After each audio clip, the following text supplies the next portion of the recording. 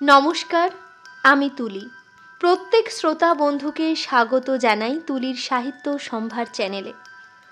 তুলির সাহিত্য সম্ভারের পক্ষ থেকে আজকে আপনাদের জন্য থাকছে একটু ভিন্ন স্বাদের একটি গল্প। শ্রদ্ধেয় লেখক মানিক বন্দ্যোপাধ্যায়ের হলুদ পোড়া।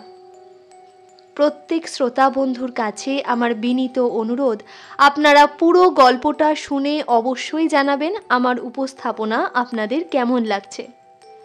যদি আমার উপস্থাপনা আপনাদের ভালো লাগে অবশ্যই একটা লাইক করে দেবেন, আর আমার চ্যানেলের প্রত্যেকটা গল্পের নোটিফিকেশন সবার আগে পাওয়ার জন্য অবশ্যই চ্যানেলটা সাবস্ক্রাইব করে বেল বাটনটা প্রেস করে দেবেন। শুরু করছি আজকের গল্প হলুদ পোড়া। সে বছর কার্তিক মাসের মাঝামাঝি 3 দিন আগে পরে গাঁয়ে দুটো খুন হয়ে গেল। একজন মাঝবয়সী জোয়ান মদ্য পুরুষ এবং 16-17 বছরের একটি রোগা ভীরু মেয়ে। গাঁয়ের দক্ষিণে ঘোষেদের মজা পুকুরের ধারে একটি মরা গজারি গাছ বহুকাল থেকে দাঁড়িয়ে আছে। স্থানটি ফাঁকা, বনজঙ্গলের আবরু নেই, কাছাকাছি শুধু কয়েকটা কলা গাছ। ওই গজারি গাছটার নিচে একদিন বলাই চক্রবর্তীকে মরে পড়ে থাকতে দেখা গেল। মাথাটা 8 চির হয়ে ফেটে গেছে, খুব সম্ভবত অনেকগুলি লাঠির আঘাতে। চারিদিকে হইচই পড়ে গেল বটে, কিন্তু লোকে খুব একটা বিস্মিত হলো না। বলাই চক্রবর্তীর এই রকম অপমৃত্যুই আশেপাশের 10টা গাঁয়ের লোক প্রত্যাশা করেছিল, অনেকে কামনাও করেছিল। অন্যপক্ষে শুভ্রা মেয়েটির খুন হওয়া নিয়ে হইচই হলো কম, কিন্তু মানুষের বিস্ময় ও কৌতূহলের সীমা রহিল না। গেরস্ত ঘরের সাধারণ ঘরোয়া মেয়ে, গাঁয়ের লোকের চোখের সামনে 8-10টি মেয়ের মতোই বড় হয়েছে। বিয়ের পর শ্বশুর বাড়ি গেছে এবং মাসখানেক আগে যথারীতি বাপের বাড়ি ফিরে এসেছে ছেলে বিয়োবার জন্য। পাশের বাড়ির মেয়েরা পর্যন্ত কোনো দিন কল্পনা করার ছুতো পায়নি যে মেয়েটার জীবনে খাপছাড়া কিছু লুকোনো ছিল। এমন ভয়াবহ পরিণামের নাটকীয় উপাদান সঞ্চিত হয়েছিল। গায়ে সব শেষের সাঁঝের বাতিটি বোধহয় যখন সবে জ্বালা হয়েছে, তখন বাড়ির পিছনে ডোবার ঘাটে শুভ্রার মতো মেয়েকে কে বা কারা যেন গলা টিপে মেরে রেখে যাবে, এ ভেবে উঠতে না পেরে গাঁ শুদ্ধ লোক যেন অপ্রস্তুত হয়ে রইল। বছর দেড়েক মেয়েটা শ্বশুর বাড়ি ছিল, গাঁয়ের লোকের চোখের আড়ালে। সেখানেই কি এই ভয়ানক অঘটনের ভূমিকা গড়ে উঠেছিল? দুটো খুনের মধ্যে কি কোনো যোগাযোগ আছে? 20-30 বছরের মধ্যে গাঁয়ের কেউ তেমনভাবে জখম পর্যন্ত হয়নি। যখন হলো পরপর একেবারে খুন হয়ে গেল দুটো, তার একটি পুরুষ অপরটি যুবতী নারী। দুটি খুনের মধ্যে একটা সম্পর্ক আবিষ্কার করার জন্য প্রাণ সকলের ছটফট করে, কিন্তু বলাই চক্রবর্তী শুভ্রাকে কবে শুধু চোখের দেখা দেখেছিল তাও গাঁয়ের কেউ মনে করতে পারে না। একটুখানি বাস্তব সত্যের খাদের অভাবে নানা জনের কল্পনা ও অনুমানগুলো গুজব হয়ে উঠতে উঠতে মুষড়ে যায়। বলাই চক্রবর্তীর সম্পত্তি পেল তার ভাইপো নবীন। 40 টাকার চাকরি ছেড়ে শহর থেকে সপরিবারে গাঁয়ে এসে ক্রমাগত কোঁচার খুঁটে চশমার কাঁচ মুছতে মুছতে সে পাড়ার লোককে বলতে লাগলো, 50 টাকার রিওয়ার্ড ঘোষণা করেছি। কাকাকে যারা অমন মার মেরেছে তাদের যদি ফাঁসি কাটে ঝুলোতে না পারি।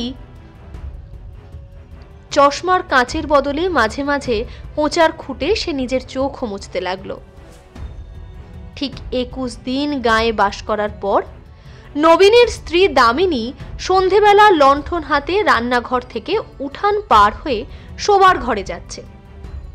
কোথা থেকে অতি মৃদু একটা দমকা বাতাস বাড়ির পূব কোণের তেঁতুল গাছের পাতাকে নাড়া দিয়ে তার গায়ে এসে লাগলো।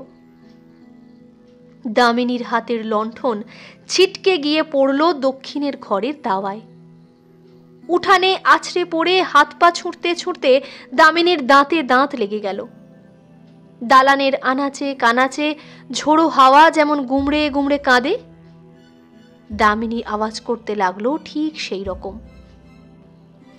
শুভ্রার দাদা ধীরেন স্থানীয় স্কুলে মাস্টারি করে। গাঁয়ে সেই একমাত্র ডাক্তার, তাও পাশ না করা। ফিজিক্সে অনার্স নিয়ে বিএসসি পাশ করে 7 বছর গাঁয়ের স্কুলে জিওগ্রাফি পড়াচ্ছে। প্রথম দিকে প্রবল উৎসাহের সঙ্গে 47খানা বই নিয়ে লাইব্রেরি, 7 জন ছেলেকে নিয়ে তরুণ সমিতি, বই পড়ে সাধারণ রোগে বিনামূল্যে ডাক্তারি, এইসব আরম্ভ করেছিল। গিয়েও একটি মেয়েকে বিয়ে করে 2 বছরে 4টি ছেলে মেয়ের জন্ম হওয়ায় এখন অনেকটা ঝিমিয়ে গেছে। লাইব্রেরির বইয়ের সংখ্যা 300-তে উঠে থেমে গেছে। তার নিজের সম্পত্তি হিসেবে বইয়ের আলমারি তার বাড়িতেই তালাবন্ধ হয়ে থাকে। চাঁদা কেউ দেয় না, তবে 2-4 জন পড়া বই আর একবার পড়ার জন্য মাঝে মাঝে চেয়ে নিয়ে যায়। বছরে 2-3 বার তরুণ সমিতির মিটিং হয়। 4 আনা 8 আনা ফি নিয়ে এখন সে ডাক্তারি করে, ওষুধও বিক্রি করে। ধীরেনকে যখন ডেকে আনা হলো, কলসি কলসি জল ঢেলে দামিনীর মূর্ছা ভাঙা হয়েছে, কিন্তু সে তাকাচ্ছে অর্থহীন দৃষ্টিতে, আপন মনে হাসছে আর কাঁদছে, এবং যারা তাকে ধরে রেখেছিল তাদের আঁচড়ে কামড়ে পালিয়ে যাবার চেষ্টা করছে। ধীরেন গম্ভীর চিন্তিত মুখে বললে, শাহপুরের কৈলাস ডাক্তারকে একবার ডাকা দরকার। আমি চিকিৎসা করতে পারি, তবে কি জানেন, আমি তো পাশ করা ডাক্তার নই, দায়িত্ব নিতে ভরসা হচ্ছে না। বুড়ো পঙ্কজ ঘোষাল বলাই চক্রবর্তীর অনুগ্রহে বহুকাল সপরিবারে পরিপুষ্ট হয়েছিলেন।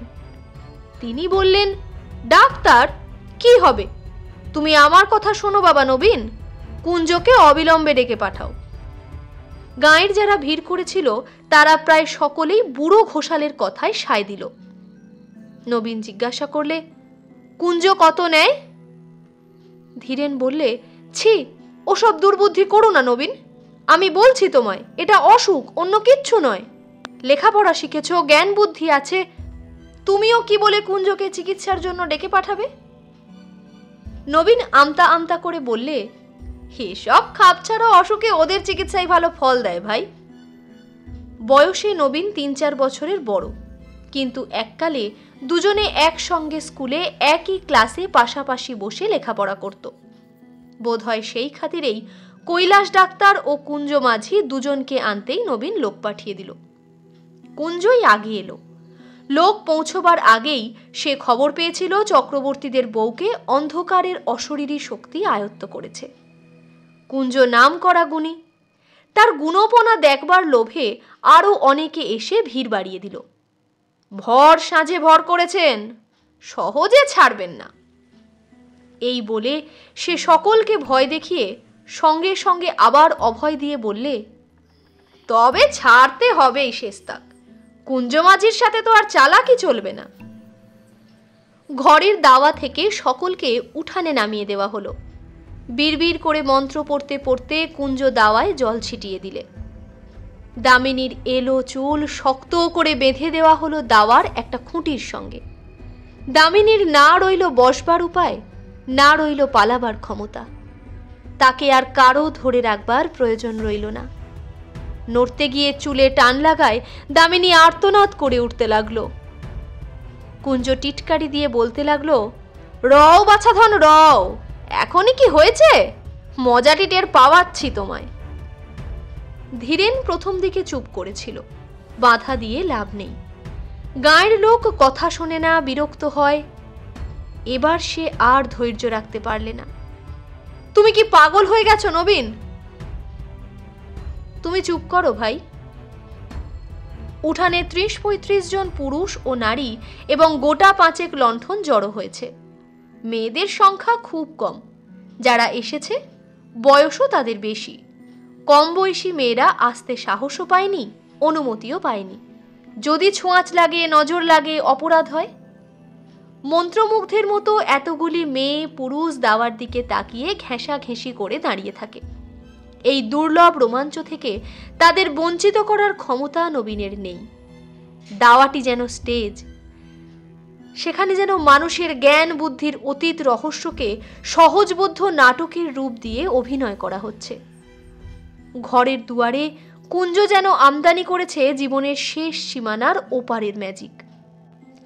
এমন ঘরোয়া, এমন বাস্তব হয়ে উঠেছে দামিনীর মধ্যে অদেহী ভয়ঙ্করের এই ঘনিষ্ঠ আবির্ভাব, যে ভয় সকলে ভুলে গেছে, শুধু আছে তীব্র উত্তেজনা এবং কৌতূহল ভরা পরম উপভোগ্য শিহরণ। এক পা সামনে এগিয়ে, পাশে সরে, পিছু হটে, সামনে পিছনে দুলে দুলে কুঞ্জ দুর্বোধ্য মন্ত্র আওড়াতে থাকে। মালসাতে আগুন করে তাতে সে একটি দুটি শুকনো পাতা আর শিকড় পুড়তে দেয়। চামড়া পোড়ার মতো একটা উৎকট গন্ধে চারিদিক ভরে যায়। দামিনীর আর্তনাদ ও ছটফটানি ধীরে ধীরে কমে আসছিল। একসময় খুঁটিতে পিঠ ঠেকিয়ে কাঠ হয়ে দাঁড়িয়ে সে বোঝা বোঝা চোখে কুঞ্জর দিকে তাকিয়ে নিস্পন্দ হয়ে রইল। তখন একটা কাঁচা হলুদ পুড়িয়ে কুঞ্জ তার নাকের কাছে ধরল। দামিনীর ঢুলু ঢুলু চোখ ধীরে ধীরে বিস্ফারিত হয়ে উঠল। সর্বাঙ্গে ঘন ঘন শিহরণ বয়ে যেতে লাগলো। কে তুই? বল, তুই কে? আমি শুভ্রা, আমায় মেরো না। চাটুজ্জে বাড়ির শুভ্রা যে খুন হয়েছে? হ্যাঁ গো হ্যাঁ, আমায় মেরো না। নবীন দাওয়ার এক পাশে দাঁড়িয়েছিল। তার দিকে মুখ ফিরিয়ে কুঞ্জ বলল, ব্যাপার বুঝলেন কর্তা? উঠান থেকে চাপা গলায় বুড়ো ঘোষালের নির্দেশ এলো। কে খুন করেছিল শুধু? কুঞ্জ, ও হে কুঞ্জ, শুনছো? কে শুভ্রাকে খুন করেছিল শুধিয়ে নাও চট করে। কুঞ্জকে কিছু জিজ্ঞাসা করতে হলো না। দামিনী নিজেই ফিস ফিস করে জানিয়ে দিল, বলাই খুড়ো আমায় খুন করেছে। নানাভাবে ঘুরিয়ে ফিরিয়ে অনেকবার তাকে প্রশ্ন করা হলো, কিন্তু দামিনীর মুখ দিয়ে এ ছাড়া আর কোনো জবাব বার হলো না যে সে শুভ্রা এবং বলাই তাকে খুন করেছে। তারপর এক সময় তার মুখ বন্ধ হয়ে গেল। নাকে হলুদ পোড়া ধরেও আর তাকে কথা বলানো গেল না। কুঞ্জ অন্য একটি প্রতিক্রিয়ার আয়োজন করছিল, কিন্তু কৈলাস ডাক্তার এসে পড়ায় আরও সুযোগ পেল না। কৈলাসের চেহারাটি জমকালো, প্রকাণ্ড শরীর, এক মাথা কাঁচা পাকা চুল, মোটা ভুরু আর মুখময় খোঁচা খোঁচা গোঁপদাড়ি।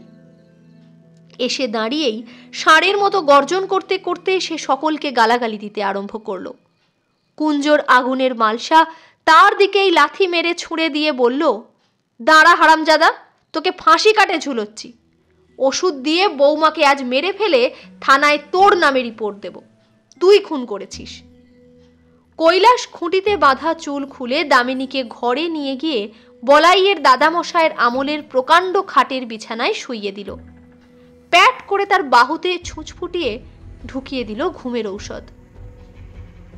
দামিনী কাতরভাবে বলল, আমায় মেরো না, আমি শুভ্রা, চাটুজ্জে বাড়ির শুভ্রা। কয়েক মিনিটের মধ্যেই সে ঘুমিয়ে পড়ল। দামিনীর মুখ দিয়ে শুভ্রা বলাই চক্রবর্তীর নাম করায় অনেক বিশ্বাসীর মনে যে ধাঁধার সৃষ্টি হয়েছিল, বুড়ো ঘোষালের ব্যাখ্যা শুনে সেটা কেটে গেল। শুভ্রার 3 দিন আগে বলাই চক্রবর্তী মরে গিয়েছিল সন্দেহ নেই, কিন্তু শুধু জ্যান্ত মানুষই কি মানুষের গলা টিপে মারে? আর কিছুতে মারে না। শ্মশানে মশানে দিনক্ষণ প্রকৃতির যোগাযোগ ঘটলে পথভোলা পথিকের ঘাড় তবে মাঝে মাঝে মটকে দেয় কিসে? ব্যাখ্যাটা দেওয়া উচিত ছিল কুঞ্জগুণীর। বুড়ো ঘোষাল আগেই সকলকে শুনিয়ে দেওয়াতে জোর গলায় তাকে সমর্থন করেই নিজের মর্যাদা বাঁচানো ছাড়া তার আর উপায় রইল না। তবে কথাটাকে সে ঘুরিয়ে দিল একটু অন্যভাবে, যার ফলে অবিশ্বাসীর মনে পর্যন্ত খটকা বাঁধা সম্ভব হয়ে উঠল।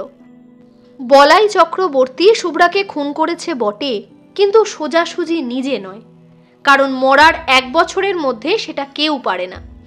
ওই সময়ের মধ্যে শ্রাদ্ধ শান্তি না হলে তবেই সোজাসুজি মানুষের ক্ষতি করার ক্ষমতা জন্মায়। বলাই চক্রবর্তী একজনকে ভর করে তার মধ্যস্থতায় শুভ্রাকে খুন করেছে, তার রক্ত মাংসের হাত দিয়ে। না, যাকে সে ভর করেছিল তার কিছু মনে নেই, মনে কি আর থাকে? এক রাত্রে অনেক কান ঘুরে পরদিন সকালে এই কথাগুলি ধীরেনের কানে গেল। অগ্রহায়ণের উজ্জ্বল মিঠে রোদ তখন চারিদিকে ছড়িয়ে যাচ্ছে। বর্ষার পরিপুষ্ট গাছে আর আগাছার জঙ্গলে যেন পার্থিব জীবনের ছড়াছড়ি। বাড়ির পিছনের ডোবাটি কচুরিপানায় আচ্ছন্ন, গাঢ় সবুজ অসংখ্য রসালো পাতা, বর্ণনাতীত কোমল রঙের অপরূপ ফুল। তাল গাছের গুঁড়ির ঘাটটি কার্তিক মাসেও প্রায় জলে ডুবেছিল। এখন জল কমে অর্ধেকের বেশি ভেসে উঠেছে। টুকরো বসিয়ে ধাপগুলো এখন ধীরেন বিশেষ করে শুভ্রার জন্য বানিয়ে দিয়েছিল। 7 মাসের গর্ভ নিয়ে ঘাটে উঠতে নামতে সে যাতে পা পিছলে আছাড় না খায়। পাড়ার মানুষ বাড়ি বয়ে গায়ের গুজব শুনিয়ে গেল। আবেষ্টনীর প্রভাবে উদ্ভট কথাগুলো সঙ্গে সঙ্গে ধীরেনের মন থেকে বাতিল হয়ে গেল। ক্ষুব্ধ হবার অবসরও সে পেল না। ডোবার কোন দিক থেকে, কিভাবে, কে সেদিন সন্ধ্যায় ঘাটে এসেছিল, কেন এসেছিল, এই পুরনো ভাবনা সে ভাবছিল অনেকক্ষণ থেকে। তাই সে ভাবতে লাগলো। একমাত্র এই ভাবনাই তাকে অন্যমনস্ক করে দেয়। ক্ষোভ ও বিষাদের এত প্রাচুর্য এখন মাঝে মাঝে কিছুক্ষণের জন্য অন্যমনস্ক হতে না পারলে তার অসহ্য কষ্ট হয়। অন্য কোনো বিষয়ে তার মন বসে না। ভাতের থালা সামনে ধরে নিয়ে শান্তি বলল, আমার কিন্তু মনে হয় তাই হবে, নইলে। কটমট করে তাকিয়ে ধীরেন ধমক দিয়ে বলল, চুপ, যা খুশি মনে হোক তোমার, আমায় কিছু বলবে না, খবরদার। স্কুলে যাওয়ার পথে যাদের সঙ্গে দেখা হলো, মুখে তারা কিছু বলল না, কিন্তু তাদের তাকানোর ভঙ্গি যেন আরো স্পষ্ট জিজ্ঞাসা হয়ে উঠল, কথাটা তুমি কিভাবে নিয়েছো শুনি? পুরুত ঠাকুর তাকে অনেকক্ষণ দাঁড় করিয়ে রেখে দোষ মোচনের জন্য দরকারি ক্রিয়াকর্মের বিষয়ে আলোচনা করলেন, উপদেশও দিলেন। বিশেষ করে বলে দিলেন যে স্কুল থেকে ফিরবার সময় তার বাড়ি থেকে সে যেন তার নিজের ও বাড়ির সকলের ধারণের জন্য মাদুলি নিয়ে যায়।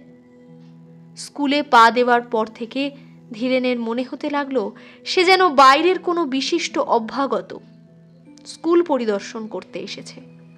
তার 7 বছরের অভ্যস্ত অস্তিত্বকে আজ এক মুহূর্তের জন্য কেউ ভুলতে পারছে না। প্রথম ঘন্টাতেই ক্লাস ছিল। অর্ধেক ছেলে আড়ষ্ট হয়ে বসে আছে, বাকি অর্ধেক নিজেদের মধ্যে গুজগাজ ফুসফাস করছে। নিজেকে জীবন্ত ব্যঙ্গের মতো মনে হচ্ছিল। বইয়ের পাতায় চোখ রেখে ধীরেন পড়াতে লাগলো। চোখ তুলে ছেলেদের দিকে তাকাতে পর্যন্ত পারল না। ঘন্টা কাবার হতেই হেডমাস্টার ডেকে পাঠালেন, তুমি 1 মাসের ছুটি নাও ধীরেন। 1 মাসের ছুটি? মথুরবাবু এই মাত্র বলে গেলেন আজ থেকেই ছুটি পাবে।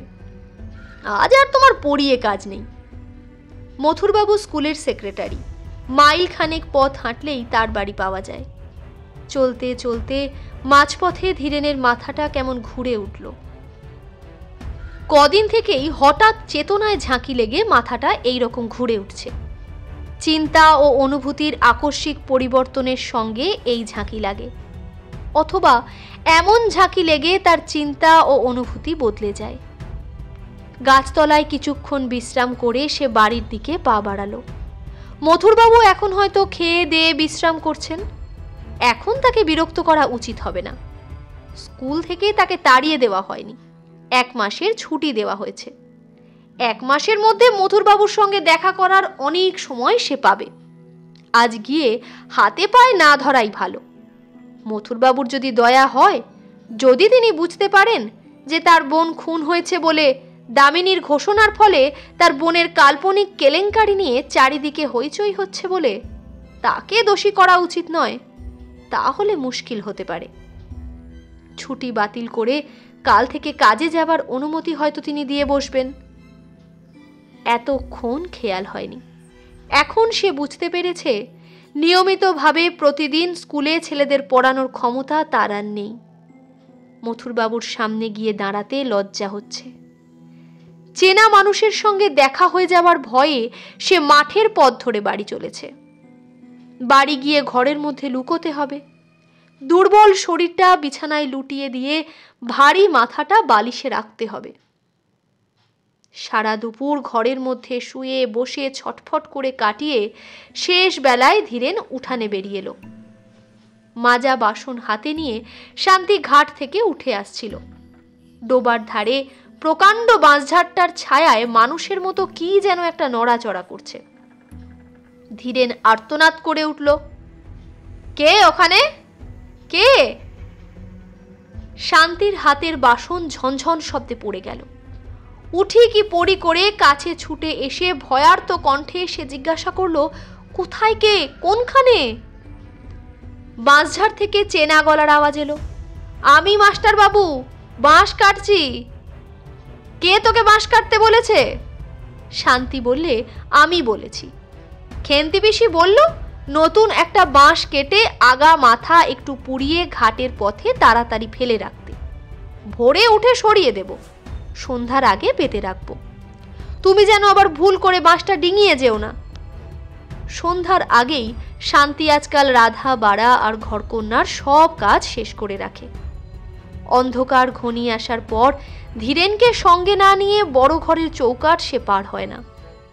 ছেলে মেয়েদেরও ঘরের মধ্যে আটকে রাখে। সন্ধ্যা থেকে ঘরে বন্দী হয় ধীরেনও।